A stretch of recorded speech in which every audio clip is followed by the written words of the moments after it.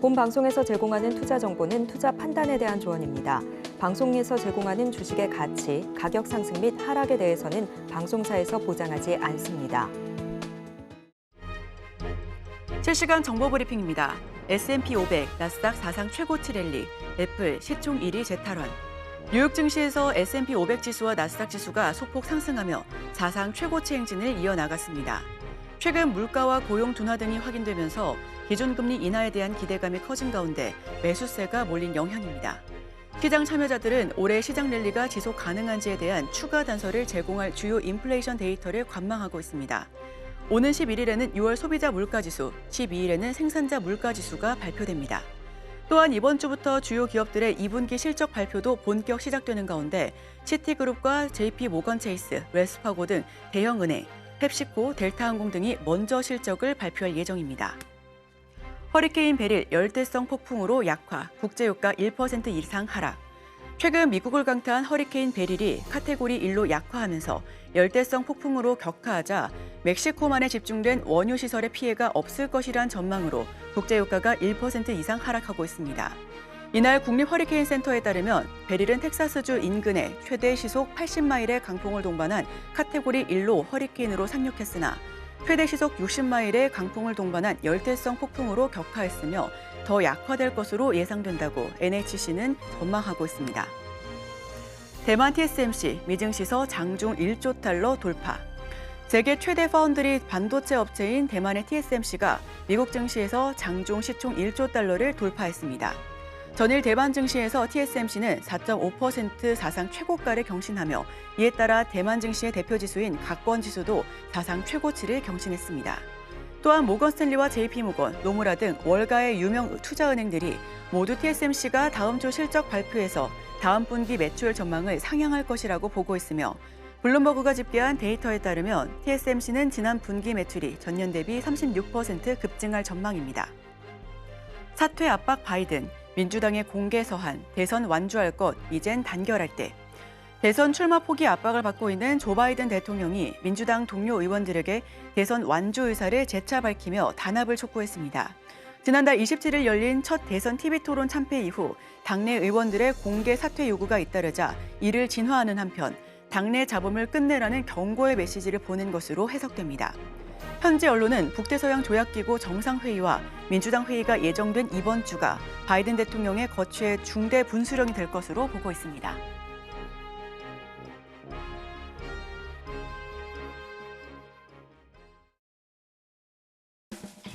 여러분의 성공 투자를 응원합니다. 안녕하세요. 증시치 진행을 맡은 아나운서 이소연입니다.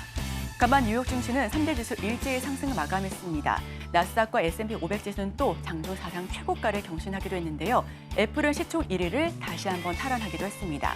이제 투자자들은 CPI와 PPI에 조금 더 주목할 예정입니다. 자세한 외신 소식은 이어지는 외신 브리핑을 통해서 전달드리도록 하겠습니다. 화요일의 증시칠 지금 바로 출발합니다.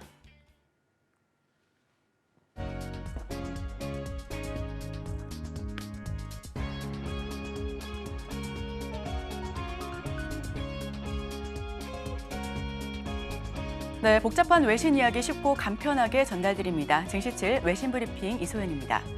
월요일에 나스닥과 S&P 500 지수는 기록적인 고점으로 마감했으며 투자자들은 이번 연간 시장 랠리가 지속 가능한지 여부를 가늠하기 위한 주요 인플레이션 데이터를 기다리고 있습니다. S&P 500 지수는 0.1%, 나스닥 종합지수는 0.28% 상승 마감했고 다우존스 산업평균 지수는 31포인트 하락하며 0.08% 내려간 39,344.79포인트로 마감했습니다. 인텔과 보잉은 각각 6%와 3% 오르며 다우지수와 상승을 이끌었습니다. S&P 500 지수는 지난 5주 중 4주 동안 긍정적인 흐름을 이어가고 있으며 인플레이션 완화와 경제 약점이 연방준비제도의 금리 인하로 이어질 수 있다는 낙관론이 계속되고 있습니다. 목요일에 발표될 6월 소비자 물가지수는 헤드라인 숫자가 약간 개선될 경우 이러한 기대를 강화할 수 있을 것으로 보여집니다. 금요일에는 생산자 물가지수 데이터가 발표될 예정입니다. UBS 전략가 빈센트 히니는 월요일 메모에서 우리는 탄탄한 경제 성장과 이익 성장, 금리 인하, 그리고 AI에 대한 투자 증가가 주식에 대한 근본적인 배경을 지지한다라고 작성했습니다. 펩시코와 델타항공은 목요일에 실적을 발표할 예정입니다. 금요일에는 시티그룹과 JP모건 체이스를 포함한 주요 은행들이 2분기 실적 발표를 시작할 예정입니다. 이어서 시장에 영향을 줬던 소식부터 전해드리도록 하겠습니다. 미국 경제가 둔화 조짐을 보이면서 오는 9월부터 내년 여름까지 금리가 큰 폭으로 인하할 전망입니다. 8월 포천에 따르면 시티 리서치 애널리스트들은 미국 경제 둔화로 인해 금리가 200bp 인하할 것으로 예상하고 있습니다. 시티 애널리스트들은 연방준비제도가 9월부터 내년 7월까지 현재의 5.25%에서 5.5%인 금리를 0.25%포인트씩 인하하면서 내년에는 3.25에서 3.5%로 마무리할 것으로 전망했습니다. 연준의 이런 행보는 미국 경제가 지난해에 활기를 잃고 물가 하락과 함께 냉각되고 있기 때문으로 풀이되고 있습니다. 또한 지난달 ISM 서비스 공급관리자 지수는 기대치인 52.5를 밑돌아 다시 8.8을 기록했으며 6월 실업률은 3개월 연속 상승하며 4.1%에 달했습니다. 이는 경제 활동의 급격한 위축 가능성을 보여주며 금리 인하를 필요성을 시사하고 있습니다. 이와 더불어 제롬 파월 연준 의장의 비둘기파 발언도 9월 금리 인하 가능성을 높이고 있습니다. 시티는 경제 활동이 계속 둔화됨에 따라 연준이 11월 연방공개시장위원회 회의부터 7차례 연속 금리를 인하할 것으로 예상하고 있습니다. 다음 소식입니다. 현지 시간 8일 애플의 뉴욕 증시에서 장중 시가총액 1위 자리를 다시 한번 탈환했습니다.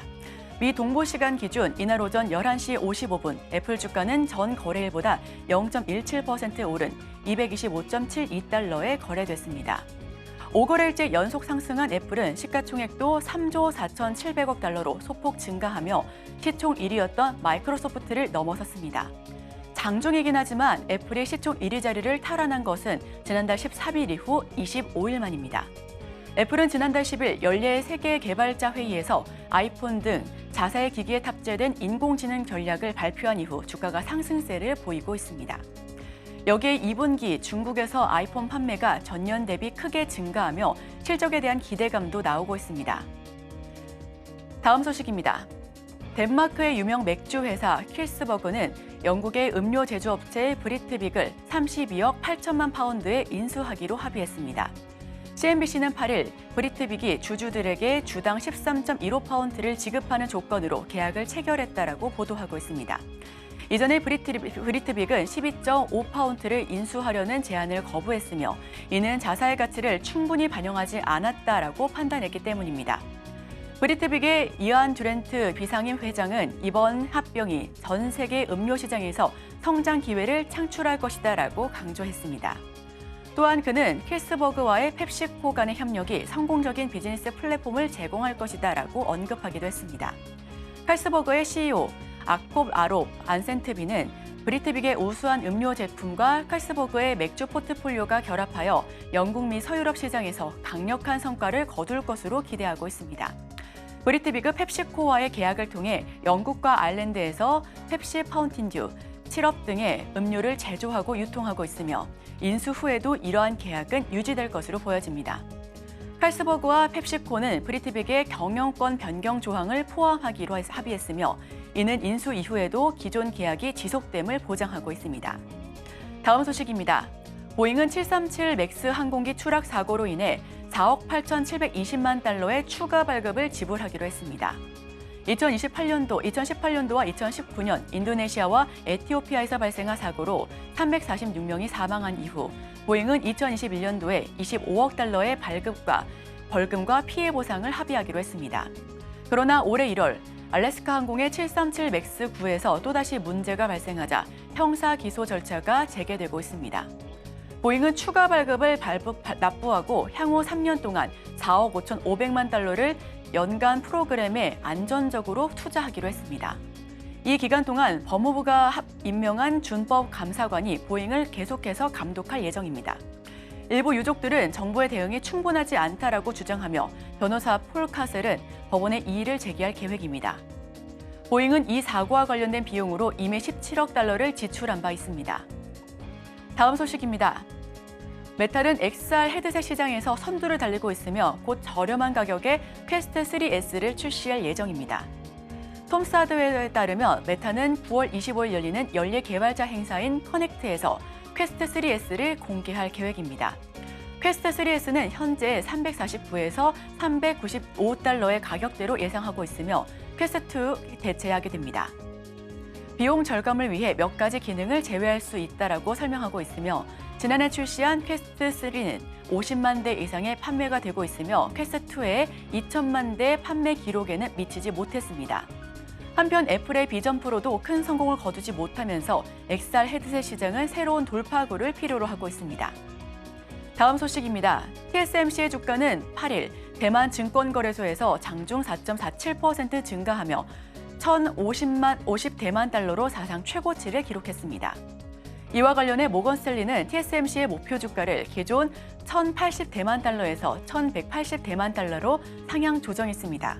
이는 TSMC가 다음 주 실적 발표에서 연간 매출 전망을 올릴 것으로 예상했기 때문입니다. 모건스탠리의 찰시첸 애널리스트들은 TSMC의 최소 희소 마케팅 전략이 효과적이라며 2025년에는 첨단 파운드리 공급이 부족할 수 있겠다라고 전망하고 있습니다. 또한 JP모건 체이스는 호클 히아하란 애널리스트도 TSMC가 AI 가속기 수요에 대해 긍정적으로 언급할 것으로 기대하고 있습니다. 여러 증권사들은 TSMC의 2분기 실적에 대해 낙관적인 전망을 내놓고 있으며 TSMC의 칩 매출은 2분기에 전년 동기 대비 38% 증가할 것으로 관측되고 있습니다.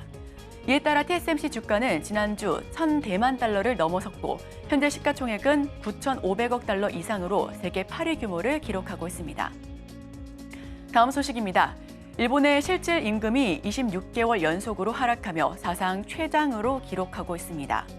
일본 호생노동성의 5월 근로통계조사에 따르면 작년 5명 이상 사업장 3만 곳의 노동자 평균 월급여는 29만 7,151엔으로 전년 동월 대비 1.9% 증가했습니다.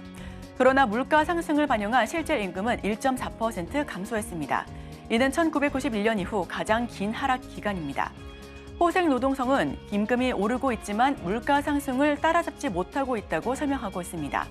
히야시 오시마시 관방장관은 5월 중순까지 약 40%, 7월 중순까지 약 80%의 기업이 임금 개정을 실시하고 있다라고 밝히고 있습니다. 또한 중소기업의 임금 인상을 촉진하고 사회 전반에 긍정적인 인식을 확산시키겠다라고 말하고 있습니다. 다음 소식입니다. 2024년 5월 일본의 경상수지는 2조 8,499억엔으로 흑자를 기록했습니다. 이는 전년 동월 대비 41.8% 급증한 수치로 15개월 연속 흑자를 유지하며 1985년 이후 5개월 연속 기준으로 최대 규모입니다. 이러한 성과는 엔저로 인해 해외 채권 이자와 배당금이 증가하면서 제1차 소득 수지 흑자가 크게 확대된 덕분입니다.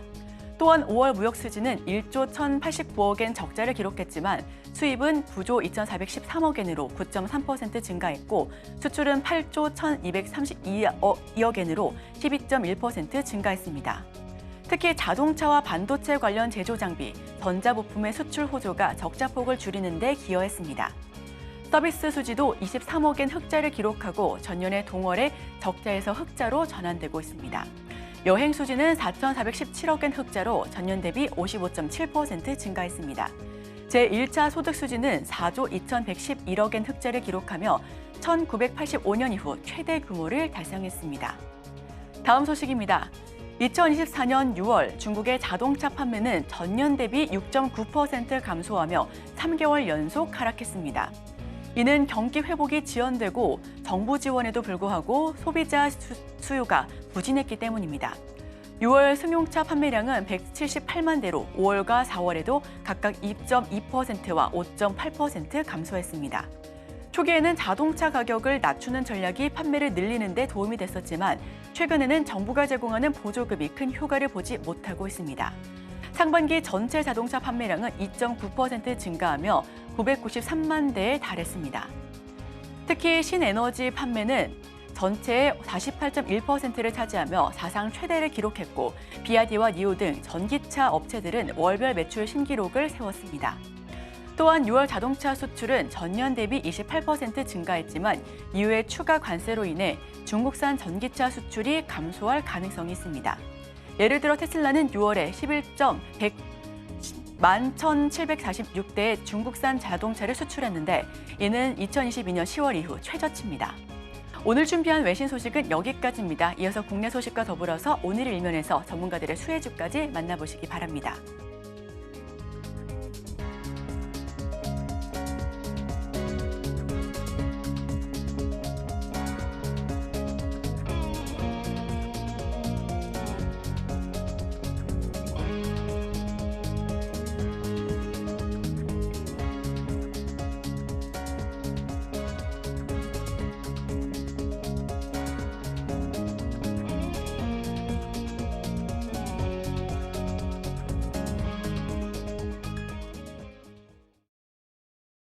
네, 서울경제TV 증시 7 조간 브리핑 시간입니다. 서울경제신문에서 발행한 이슈 전해드리는데요. 첫 번째 소식부터 하나하나 짚어보겠습니다. 화면 살펴보시죠.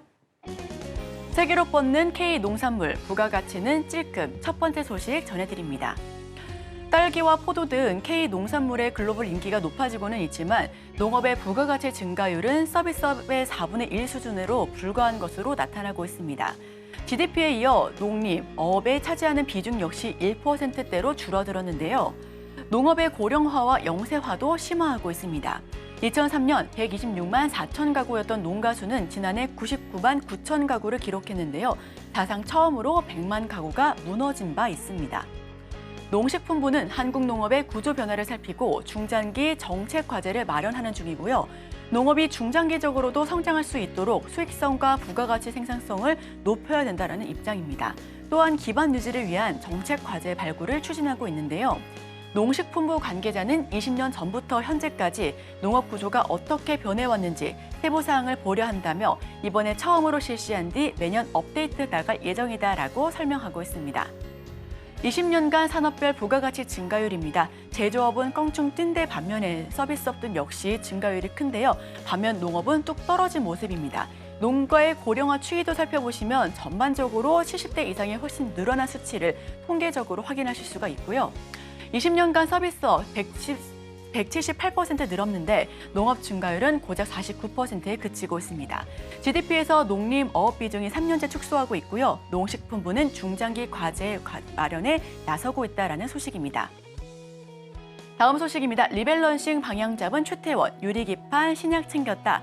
두 번째 소식 SK하이닉스의 소식으로 전달드립니다. 최태원 SK 회장 미국 서부에서 마이크로소프트와 오픈 AI, 아마존, 인텔의 CEO를 만나 인공지능 협력 방안에 대해서 논의했습니다. 이후 동부로 넘어가 SK그룹이 미국에서 인수한 앱솔릭스, SK라이프사이언스랩에 방문했는데요. 미국에서 AI를 비롯해 반도체, 미래 소재, 바이오 신약 등 SK그룹의 신성장의 속도를 낼 전망으로 보여집니다. 최 회장은 SK바이오팜의 미국 법인 SK라이프사이언스 본사를 방문했고요. SK바이오팜의 뇌전증 혁신 신약인 세노바메이트의 미국 직판 상황을 점검하기도 했습니다. 세노바메이트는 뇌전증 영역에서 효과와 안전성을 입증해 신흥 강자로 인증받고 있는데요. SK바이오팜은 글로벌 빅파마에 투자가 집중되고 있는 표적 단백질 분해 치료제에 대한 핵심 기술 보유사인 SK라이프사이언스랩을 방문해 지난해 인수한 뒤 파이프라인 개발에 집중하고 있습니다. 앱솔릭스에선 세계 최초 유리기판 양산 공장을 둘러보고 사업 현황에 대해서 보고받은 것으로 알려져 있고요. 앱솔릭스는 SKC가 고성능 컴퓨팅용 반도체 유리기판 사업을 위해 설립한 자회사입니다. 유리기판은 AI 반도체 산업이 급격하게 성장하고 있는 상황에서 반도체 패키지의 데이터 속도와 전력 소모를 개선할 수 있는 게임 체인저로 주목받고 있습니다. 유리기판은 신호 전달력이나 열 관리 등 측면에서 기존 플라스틱 기판보다 우수하고요. 때문에 수많은 데이터를 병렬 처리해야 하는 AI 컴퓨팅과 좋은 궁합을 보일 기술로 각광받고 있습니다. 앱솔릭스를 비롯한 다양한 국내외 기업들이 유리기판 상용화에 속도를 내는 이유가 바로 여기에 있는 것으로 파악되고 있습니다.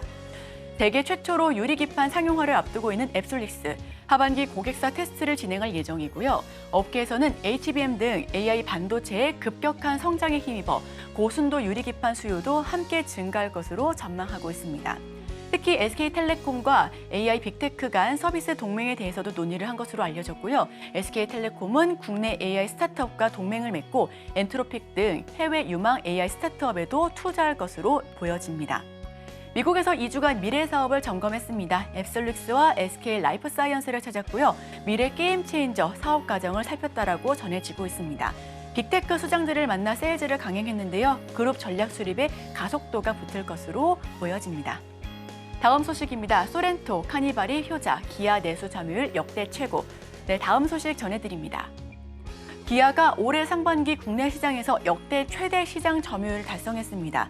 경기 침체로 완성차들의 내수 판매가 부진한 가운데에도 기아는 소렌토와 카니발, 스포티지 등 주력 SUV 모델들이 실적을 견인했다라고 평가를 받고 있는데요. 하반기 기아는 EV3의 본격 인도와 스포티지 K8의 상품성 개선 모델 출시가 예정되고 있습니다. 연간 기준으로도 역대 최대 점유율을 경신할 것으로 전망하고 있고요. 기아의 내수 점유율은 1999년 현대차 그룹에 인수된 이후 상반기 기준 역대 최대를 기록하고 있습니다. 소렌토는 최근 전 세계적인 하이브리드 열풍까지 더해지면서 판매량이 급증하고 있습니다. 하반기 실적 견인과 함께 침체된 국내 전기차 시장에 반전을 가져올 모델로 기대감이 큰 상황이고요. 기아 연도별 상반기 국내 판매 실적입니다. 점유율은 지속적으로 높아져 가고 있고 판매량 역시 계속해서 2021년도를 따라잡고 있다는 모습입니다.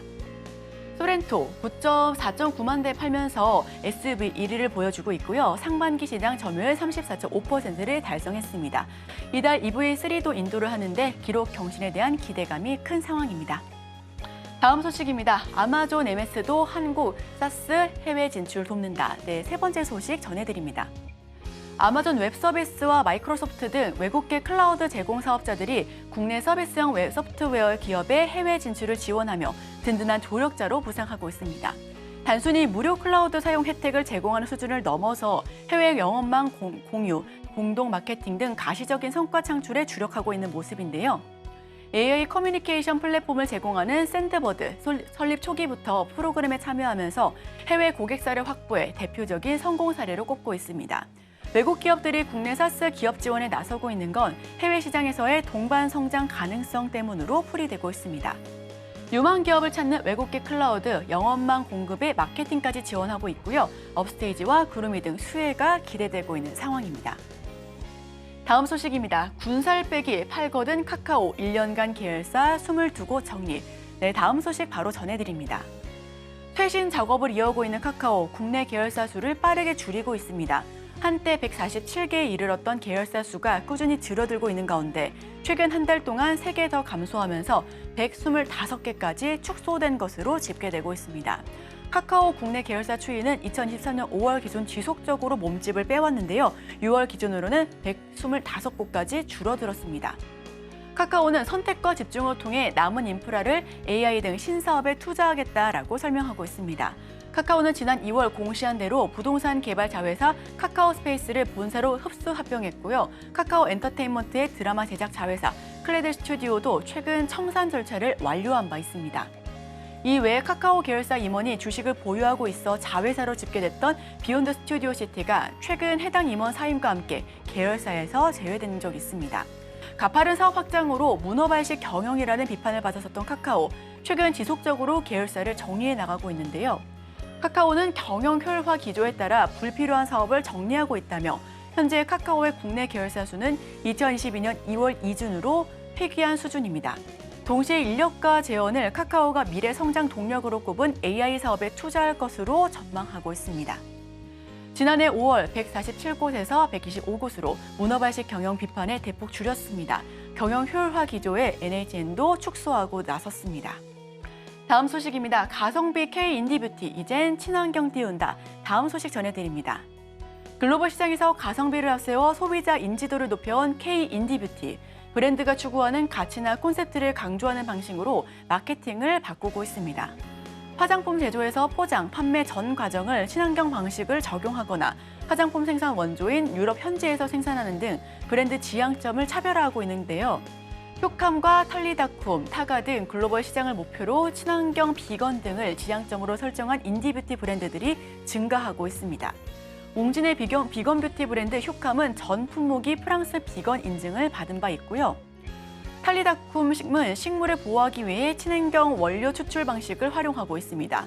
타가는 모든 제품에 동물 실험 및 동물성 원료 사용을 배제하고 있으며 한국과 영국, 프랑스, 이탈리아 등 4개 국가에서 비건 인증을 획득한 바 있는데요. 새 브랜드의 공통점은 지속 가능한 사회를 목표로 화장품 주요 성분뿐만 아니라 이를 담는 용기와 패키지 등 부자재에도 친환경을 최우선 가치로 내세웠다라는 점입니다. 설립 전부터 글로벌 진출을 위해 자연주의 브랜드 지향점으로 설정한 사례가 많아지고 있다는 부분이고요. K-뷰티 수출액 살펴보겠습니다. 2023년 중국에서의 수출 추이는 조금 줄어든 반면 미국과 일본, 베트남에서는 훌쩍 넘어선 수치를 보여주고 있고요. 브랜드 콘셉트를 강조하는 주요 K-뷰티는 휴캄과 털리닷쿰, 타가, 셀파티코가 있습니다. 휴캄과 털리닷쿰, 타가 등 해외를 공략하고 있습니다. 원료와 제조 과정에서 포장과 판매까지 비건으로 브랜드 가치를 강조하고 있고요. 러쉬와 로레알, 유명 기업에서 러브콜을 보여주고 있습니다. 현지 기업과 협업, 투자 유치가 활발해지고 있다는 소식입니다. 다음 소식입니다. 오공장 선수주 연말 본격화, 황제주 성큼. 네, 마지막 소식으로 전해드립니다. 삼성바이오로직스는 미국 제약사와 조 단위 규모의 초대형 계약을 체결했습니다. 다공장 가동률을 점진적으로 향상시키는 등 역대급 호재를 달성해 나가고 있는데요. 특히 내년 4월 완공 예정인 오공장 선수주 활동도 올 연말쯤엔 본격화될 전망입니다. 증권가에선 삼성바이오로직스의 목표 주가를 100만 원 이상으로 높여가면서 기대감을 한층 높이고 있는 거고요. 올해 매출 4조 2,771억 원과 영업이익 1조 2,269억 원을 달성할 전망입니다. 삼성바이오로직스의 실적입니다. 2023년 3조 6,946억에서 2025년 4조까지 훌쩍 뛰어넘을 것으로 보여지고요. 영업이익 역시 점진적으로 개선세를 연출할 것으로 보여집니다. 한국투자증권은 실적도 수주 성과도 좋다며 목표 주가를 125만 원으로 상향 조정했습니다.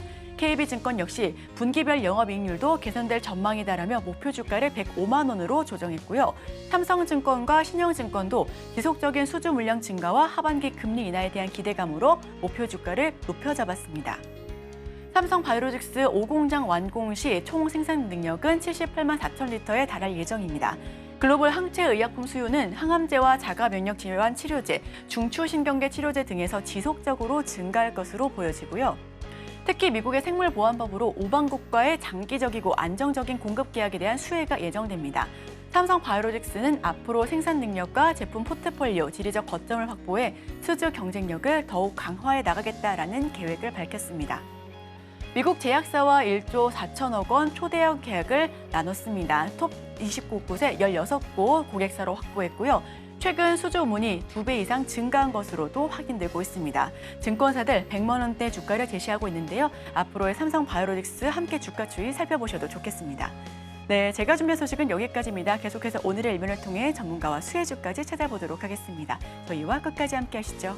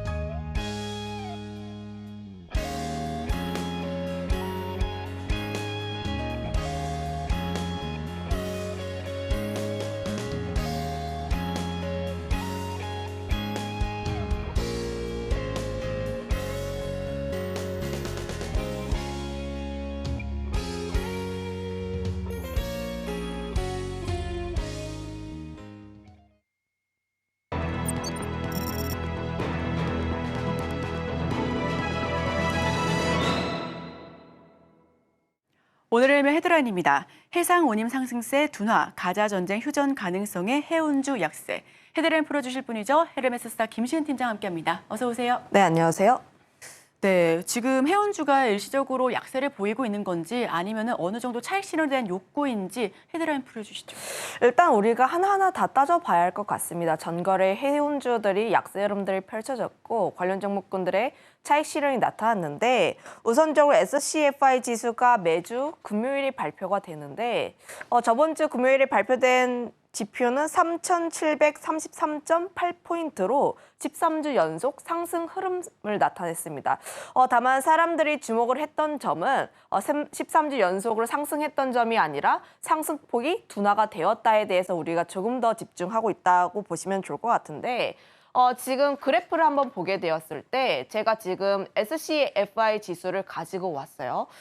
지금 그동안의 상승세를 보게 되었을 때 굉장히 가파르게 올라왔다라고 보면은 다만 지금 같은 경우에는 SCFI 지수가 최근 기울기가 거의 살짝 꺾였습니다. 물론 올라가는 수치이긴 하지만 제가 지금 네모 안에 또 네모를 넣어놨는데 지금 그 수치가 이전 대비했을 때 상승폭이 좀 둔화가 되었다라고 보시면 좋을 것 같아요. 상승폭이 둔화가 되어도 상승은 하지 않았냐 이런 부분은 우리가 조금 더 지켜봐야 합니다. 그 이유가 전기차 같은 경우도 상승률이 우리의 생각보다 둔화가 된 것이지 성장은 하고 있어요. 그런 면에서 보게 되었을 때 현재 2차 전지 종목군들 지금 잘 성장하고 있는데 왜 안 움직이냐라고 보면은 우리의 기대치보다 낮게 성장하고 있어서입니다. 이런 부분들을 우리가 어떻게 해석을 해야 하는지가 가장 중요하다라고 보시면 좋을 것 같은데 다만 이런 부분 같은 경우는 제가 조금 더 뒤에서 이야기를 해보도록 하겠고요. 그럼 가장 중요한 것은 SCFI 지수가 상승을 했던 가장 큰 요인인 중동 전쟁 같은 경우는 과연 끝날 것인가에 대한 의문도 계속 나와 있습니다.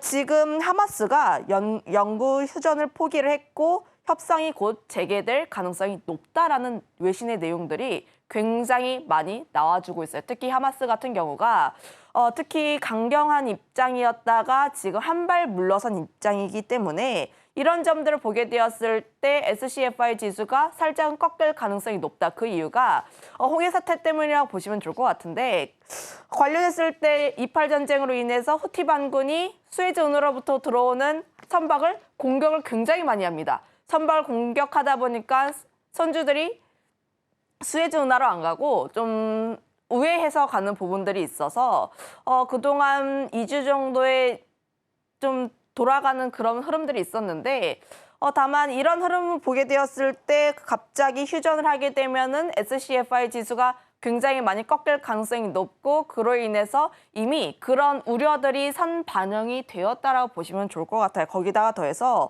중동 러선 같은 경우에도 좀 하락한 부분들이 있어서 슬슬 지금이면 피크아웃인가? 라는 우려들이 계속 나오다 보니까 결국 이런 점들이 종합적으로 나오게 되면서 해운주의 약세 흐름들을 이끌어냈다라고 보시면 좋을 것 같습니다.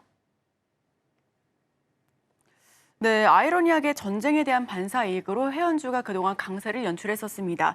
SCFI 지수는 3,733.8포인트로 13주 연속 상승 흐름을 연출하기도 했고요. 다만 하마스 영구 휴전 포기와 협상이 곧 재개될 가능성에 빛을 발하기 시작하면서 SCFI 지수는 3,000포인트를 돌파한 가장 큰 배경으로 홍해 사태를 꼽고 있습니다. 싱가포르 적체도 완화되기 시작하면서 중동 노선 운임은 하락하고 있는데요. 자, 그럼 헤드라인 키워드는 어떻게 잡아보면 될까요? 아무래도 지금 앞서 이야기를 했던 것처럼 지수가 추가로 상승이 가능한 것인지 혹은 일시적으로 차익이 나온 것인지에 대해서 우리가 조금 고민을 해볼 여지가 있다 이렇게 판단을 하고 있는데 제가 생각하기에 고민해야 하는 점은 우선 첫 번째로 휴전이 실질적으로 진행이 되는지 여부 그리고 두 번째로 성수기에 대한 효과도 우리가 생각을 해볼 필요가 있다. 그로 인해서 저는 이 두 가지 종합적인 면을 보게 되었을 때 현재 해운주 같은 경우에는 완전히 피크아웃이다, 성장이 끝났다라고 보기보다는 약간 차익 실현의 빌미로 작용되지 않았나라고 판단을 하고 있어요. 우선적으로 전쟁에 대해서 이야기를 해보면은 지금 이스라엘이 과연 휴전을 원할까입니다. 물론 중동 전쟁이 일어나서부터 많은 사람들이 휴전하는 것을 원하죠. 특히 하마스가 한 발 물러섰다라는 점에 대해서 굉장히 긍정적이기는 하나 이스라엘이 과연 휴전을 할까에 대해서 저는 좀 회의적이라고 보고 있는데 그 이유가 지금 한 발 물러서자마자 4가지의 요구를 했는데 그 요구 사항들을 좀 세세하게 뜯어보면은 이스라엘이 공격을 하는데 모든 전쟁의 목표를 달성할 때까지 허용을 해야 한다면서 완전 그 하마스가 요구했던 영구 휴전을 거부를 했습니다. 그 뜻은 자기 이제 좀 이제 휴전에 대한 부분들보다는 좀 이제 그래도 공격할 수 있을 땐 공격을 하겠다라는 의도로 좀 내비치고 있고, 특히 이스라엘 쪽의 정치적인 부분들과도 연관이 있는데, 사실 네타냐후 총리가 그 민심을 잃었어요. 정치적인 부분에 대해서 특히 관련했을 때 인지도도 굉장히 높긴 하지만 인기도 없고 부패 혐의가 있기 때문에 만약에 휴전이 될 시에는 감옥에 갈 수도 있습니다. 이제 정치 생명을 놓고 계속 네타냐후 총리가 휴전을 방해한다라는 비난이 굉장히 많이 나오고 있는데, 이런 의혹이 갑자기 나온 것이 아니라 지금 굉장히 많이 퍼져 있는 의혹이기도 하고요. 거기다가 더해서 저번 지지난주에 전면전 최고주 이야기가 나왔을 때 네타냐후 총리가 자국 방송국이랑 인터뷰를 한 것이 아니라 미국이랑 인터뷰했습니다. 왜일까요? 왜요? 귀엽게 얘기해 주셨는데, 아무래도 좀 우리나라의 방송국을 믿지 못하겠다 이런 의도로 네. 좀 저는 해석이 되었다 보니까 저는 결국 정치 생명을 연장하기 위해서 과연 이스라엘이 휴전을 할까에 대해서 조금 더 고민해 볼 여지는 있다. 물론 휴전하면 가장 베스트이고 관련했을 때 많은 사람들이 원하는 부분이긴 한데, 과연 이 부분이 실질적으로 진행이 되는지 여부는 우리가 조금 더 확인을 해볼 요소다라고 판단을 하고 있어서, 우선 휴전이 실질적으로 진행되는지 여부를 우리가 조금 더 따져볼 필요가 있다라고 보시면 좋을 것 같고, 두 번째로는 성수기 진입에 따른 추가적인 효과라고 보시면 좋을 것 같은데, 앞서 이야기를 했듯이 지금 뭐 성수기 같은 경우가 7월, 8월, 9월 물류 대란입니다. 아무래도 블랙 프라이데이도 있고 광군제도 있고 굉장히 다양한 이벤트들이 예정이 되어 있기 때문에 이런 점들을 우리가 조금 더 고려를 해볼 필요가 있지 않을까. 안 그래도 지금 물류 대란이 계속해서 나와주고 있어요. 특히 미주 지역을 중심으로 좀 나와주고 있는데, 그 이유가 현재 미중 간의 갈등으로 인해서 관세를 계속해서 올리고 있고, 그로 인해서 밀어넣기를 하고 있습니다. 관세를 올리기 전에 미리 물류를 쌓아놓겠다라는 의도가 굉장히 많이 나와주고 있어서 현재 물류 같은 경우는 계속해서 올라와주고 있는 상황이라고 보시면 좋을 것 같고, 그로 인해서 북미 쪽에 대한 항로 운임도 계속 오르고 있는데, 미주 동안 같은 경우도 그렇고 서안도 계속 전주 대비 굉장히 큰 폭의 상승 흐름들이 나와주고 있어서 이 점도 우리가 역시 체크를 해볼 요소이지 않을까라는 의견 드려보도록 하겠습니다. 거기다가 현재 지금 국경절이라든지 굉장히 다양한 요소들도 있고, 국제항만노동자협회에서 인력 운영 관련했을 때 협상 중단 파업을 예고를 했어요. 그동안 이제 운임비가 상승했을 때 좀 요인 중 하나가 파업에 대한 이슈, 특히 인력에 대한 부분들이다 보니까 이런 점들을 우리가 조금 더 고려를 해본다면 저는 여전히 해상운임 지수가 추가로 올라갈 여지가 굉장히 크게 열려있다라고 판단을 하고 있어서 보유하고 있으신 분들 같은 경우에는 조금 걱정을 덜어두시는 게 맞을 것 같고, 조금 더 기다려보자 이렇게 의견 드려보도록 할게요. 네, 오늘의 일면 키워드 해상운임 지수 추가 상승할까 이런 부분에 대해서 지금 보유하고 계신 분들은 좀 낮춰졌을 때 주가가 하방 압력을 받았을 때 걱정할 필요 없다라는 의견까지도 말씀을 해주셨습니다. 추가적으로 추가 상승 요인으로 하반기 해운업의 성수기에 따라서 물동량이 확대될 것으로 보인다라는 부분 역시도 포인트로 체크를 해주셨는데요. 자, 그렇다면 어떤 종목, 어떤 업종 조금 더 주목해 보면 될까요? 저는 해운 쪽과 그리고 조선 쪽을 보는 게 맞다라고 보시면 좋을 것 같은데, 아무래도 운임지수가 상승하게 되거나 혹은 하락하게 되었을 때 가장 크게 영향받을 수밖에 없는 쪽이 해운주라고 보시면 좋을 것 같은데, 우선 해운주부터 보겠습니다. 지금 Q가 조선주로 되어 있는데 해운주를 보게 되었을 때는 아무래도 실적에 대해서 관심을 가져볼 수밖에 없다라고 보시면 좋을 것 같고, 그 이유가 상반기만 하더라도 머크라든지 굉장히 다양한 해운주들이 실적이 안 좋았어요. 하지만 하반기부터 성수기 앞두고 운임비도 계속 올리고, 특히 MSC 같은 경우도 운임비를 올리겠다라고 예고를 한 바가 있기 때문에 지금 운임비를 올리겠다라는 것은 결국 실적에 대한 큰 폭의 상승세가 기대가 된다라고 보시면 좋을 것 같고 관련했을 때 그중에서 HMM이 큰 폭의 수혜를 받지 않을까라는 의견 드려보도록 하겠는데 물론 STX 그린로직스라든지 흥화해온 이런 종목군들이 굉장히 시총도 작고 변동성도 키우고 있다 보니까 단기 트레이딩으로 접근을 하실 때는 그런 종목을 하는 게 맞습니다. 다만 저는 조금 더 안정적이게 HMM이라는 종목이 조금 더 나아 보인다라는 의견 드려보도록 하겠는데 그 이유가 SCFI 지수가 지금 3,500포인트를 넘겼잖아요. 1년 전 대비했을 때 3.5배가 넘겼습니다. 지난해만 하더라도 SCFI 지수가 1000선이었고 지금 3,500포인트를 훌쩍 넘겼는데 과연 지금 여기서도 생각을 해봐야 하는 게 실적이 그러면 YOY 대비했을 때 얼마나 큰 폭의 상승이 나올까? 특히 7월 같은 경우는 어닝 시즌이고 실적에 대한 큰 폭의 개선이 나오는 기업들에 대해서 우리가 조금 더 관심을 가져봐야 하는 구간이라고 생각을 하고 있어서 현재 실적 대비했을 때 HMM이라는 기업에 대해서 우리가 조금 더 관심 있게 봐야 한다. 특히 2분기 매출과 영업이익을 보게 되었을 때 YOY 대비했을 때 각각 38% 그리고 390% 정도의 상승세가 기대가 되기 때문에 실적 대비했을 때 좀 긍정적인 흐름들이 나올 것으로 보여지고 있고요.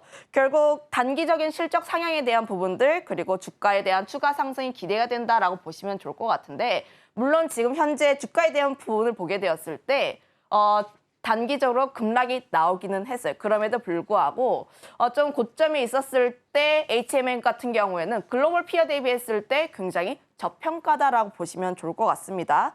평균 PBR이 0.9배 그리고 PER이 1.47배이다 보니까 굉장히 저평가가 되어 있다라고 보시면 좋을 것 같은데 저는 지금 HMM에 대한 부분들이 SCFI 지수가 올라왔던 것 대비했을 때 덜 올랐다라고 판단을 하고 있고요.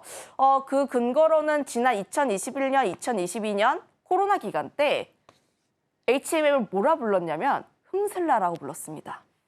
왜 흠슬라냐면은 HMM인데 테슬라처럼 굉장히 크게 오른다. 특히 SCFI 지수가 굉장히 빠르게 올라가면서 흠도 같이 함께 실적 턴에 대한 기대감으로 함께 올라가면서 흠슬라라고 불렸는데 현재 HMM 앞서 이야기를 했던 것처럼 전년 대비했을 때 지수가 3배 넘게 올랐는데 아직까지도 바닥권에 위치해 있습니다. 저는 지금 실적 대비했을 때 굉장히 저평가라고 보여지고 있기 때문에 지금 제가 17,500원 라인선에 줄을 그어놨거든요. 한 121선 라인대라고 보시면 좋을 것 같은데 이 라인대를 강하게 이탈하지만 않는다면은 HMM이라는 기업을 우리가 조금 더 관심 있게 봐도 좋지 않을까라는 의견 드려보도록 하겠습니다. 네, 첫 번째 종목 해운주로 살펴봤습니다. HMM, 지금 주가가 실적에 비해서 굉장히 저평가되어 있다라는 말씀과 함께 앞으로 계속해서 주목해봐도 좋겠다라는 이야기를 해주셨는데요. 기술적인 분석으로도 전고점에 비해서 많이 낮춰져 있는 상황입니다. 그렇기 때문에 지금 한번 살펴보셔도 좋을 종목으로 첫 번째 종목 HMM 살펴봤습니다. 자, 그럼 두 번째 종목, 이번에는 좀 조선 쪽으로 넘어가 볼까요? 어떤 종목이 네, 있을까요? 아무래도 조선 쪽으로 보게 됐을 때 그 지수 자체가 움직이게 되면은 컨테이너선에 대한 기대치도 함께 올라갈 수가 있다. 그동안 컨테이너선 같은 경우에 중국 쪽으로 많이 들어갔었는데 지금은 관련했을 때 컨테이너선 수주도 우리나라도 계약 진행을 굉장히 잘 해주고 있고 특히 우리나라가 슬롯 자체가 굉장히 많이 차 있기 때문에 현재 다른 고객들이 발주를 서두르는 요인이라고 보시면 좋을 것 같아요. 그로 인해서 컨테이너선 같은 경우도 우리나라도 함께 기회가 있다라고 보시면 좋을 것 같은데 그와 관련했을 때 HD 한국조선해양이라는 기업에 대해서 우리가 조금 더 관심 있게 볼 필요가 있지 않을까. 물론 굉장히 무거운 기업이에요. 굉장히 무거운 기업이고 특히 이 종목뿐만 아니라 대다수의 조선 섹터들이 무겁게 올라가는 종목이긴 한데 다만 최근에 프랑스 선사와 함께 컨테이너선 건조 의향서를 체결한 만큼 관련했을 때 기대감은 충분히 있다라고 보시면 좋을 것 같고요. 거기다가 더해서 이 기업에 대해서 제가 긍정적으로 보는 포인트 중 하나, 연간 수주 목표를 95% 달성했다라는 점. 아직 상반기이고 현재 7월인데 관련했을 때 수주 목표액을 95% 달성을 했고 지금 다른 조선 조선 기업들이 대비했을 때 가장 선두에 달리고 있습니다. 특히 지금 HD 그룹 자체가 컨테이너선도 그렇고 굉장히 다양한 수주들을 받고 있어서 결국 그 수혜가 HD 한국조선해양으로 올 가능성이 굉장히 높다라고 여겨지고 있는데 지금 이 부분 같은 경우도 기술적으로 보게 되었을 때 저점 대비했을 때 좀 오른 부분들이 있긴 해요. 약 저점했을 때 40% 정도에 넘는 상승세가 보여지고 있긴 한데 다만 현재 관점에서 보게 되었을 때 5일 이평선을 타고 계속해서 올라갔던 종목군들이 아직 안 깨고 있습니다. 특히 이 기업 같은 경우는 21선을 크게 깨지 않고 올라가는 경향이 있기 때문에 현재 추세도 깨지 않았다라고 보시면 좋을 것 같고 현재 정배열 상태를 그리면서 올라가는 부분들이 있어서 지금 조선주처럼 굉장히 큰 장기 사이클을 그리고 가는 기업이 현재 단기적인 이평선을 보게 되었을 때도 굉장히 긍정적이다라고 보시면 좋을 것 같아요. 그 다음 차트도 한번 볼게요. 네, 우선 첫 번째, 이어서 두 번째 종목은 HD 한국조선해양으로 꼽아주셨습니다. 예, 말씀을 해주셨던 것처럼 연간 수주 목표 95%를 달성했다라는 말씀을 해주셨는데요. 여기서 궁금증이 생겼어요. 사실 많은 전문가분들께서 조선주가 사이클 산업이다라고 하면서 10년을 내다봐도 괜찮다, 장기 투자해도 된다라는 그런 업종으로 추천을 해주시는데 지금 우리 팀장님도 말씀을 해주셨다시피 해운이랑 조선 쪽은 많이들 추천을 해주시는데 조선 기자재 쪽은 좀 잠잠합니다. 그 이유가 있을까요? 아무래도 지금 굉장히 크게 우선 첫 번째로는 투자의 성향이라고 보시면 좋을 것 같고 두 번째로는 현재 수주에 대한 부분들이 나오고 있는데 관련했을 때 우리가 조선 쪽에 대해서 기대감을 가지고 있는 게 실적 턴에 대한 기대감, 특히 저가에 대한 수주 부분을 떨쳐버리고 현재 받았던 고가에 대한 부분들을 실적으로 반영하는 시기라고 보시면 좋을 것 같은데 관련했을 때 조선 기자재 종목군들 물론 탄력적이기는 해요. 다만 종목별로 좀 다른 흐름들을 보여주고 있다라고 보시면 좋을 것 같고 오히려 지금 실적에 대한 부분을 보게 되었을 때 조선주가 묵직하게 움직이는 경향이 조금 더 강하다라고 보시면 좋을 것 같습니다. 앞서 이야기를 했던 것처럼 좀 단기적인 일봉상의 흐름도 굉장히 긍정적이긴 한데 주봉이라든지 월봉상의 흐름들을 보게 되면은 주가도 굉장히 저점에 위치해 있고요. 거기다가 더해서 월봉 같은 경우에는 지금 역배열에서 정배열로 들어가는 그런 초입 구간이어서 현재 앞으로의 사이클을 조금 더 그려보게 되었을 때 큰 폭의 상승 흐름들이 조금 더 나올 수 있다라고 보시면 좋을 것 같습니다. 다만 제가 기자재 같은 경우를 보게 되었을 때 좀 말씀했다시피 어떤 종목은 굉장히 잘 움직이는데 어떤 종목군들은 좀 잘 움직이지 않아요라고 하는 부분들이 있어요.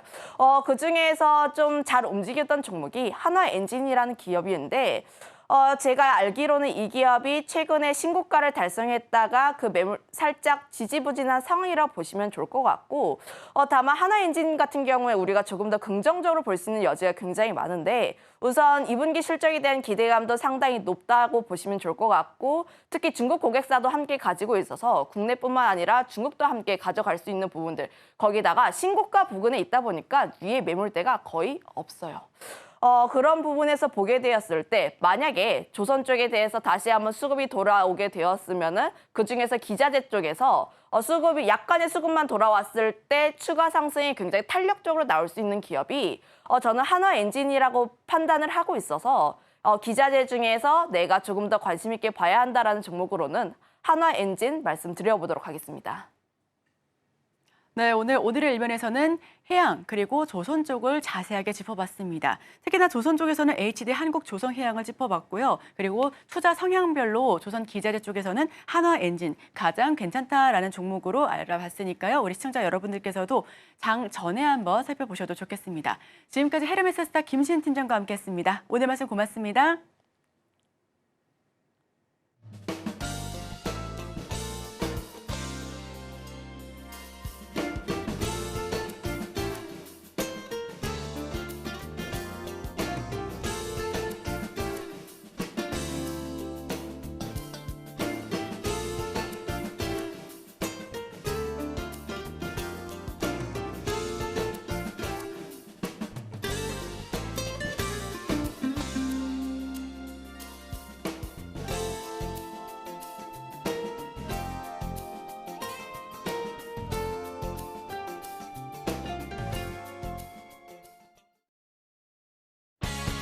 오늘의 핵심 요약 세 줄입니다. 오늘 나토 정상회의가 개최됩니다. 이 부분과 관련해서 자세하게 짚어보도록 하겠습니다. 해상 운임 상승세 둔화, 가자 전쟁 휴전 가능성의 해운주 약세. 오늘 해운주와 조선주 자세하게 살펴봤고요. 마지막으로 오늘의 일면 특징주로는 HMM과 HD 한국조선해양 짚어봤습니다. 네, 오늘 제가 준비한 소식은 여기까지입니다. 계속해서 증시파 오늘의 승부주가 방송되니까요. 끝까지 함께 하시길 바랍니다. 승부주에 대한 힌트와 자세한 이야기 나눠보실 수가 있습니다. 함께 하시길 바랍니다. 오늘 제가 준비한 소식은 여기까지입니다. 저는 내일 이 시간에 또 찾아뵙도록 하겠습니다. 함께 해주신 여러분 오늘도 고맙습니다.